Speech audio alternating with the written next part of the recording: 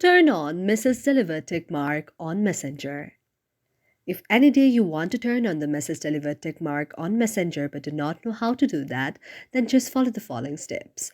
First of all, you have to go to the search section on your mobile device. After going to the search section on your mobile device, you have to search Google Play Store out there.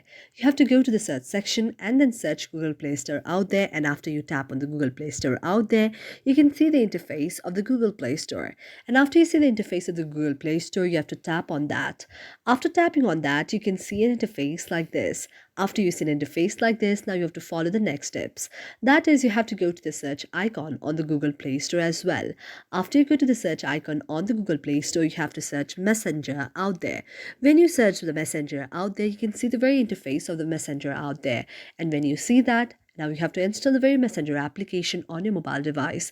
In order to do it, you have to go to the install application option out there, but if you have already installed it, the interface like this will be seen. Now you have to go to the option of open. After you go to the option of open, your very Messenger will be launched on your mobile device. So after your Messenger is launched on your mobile device, now you have to go to the people option out there. Now you have to go to the any of the person that you would like to send the message to.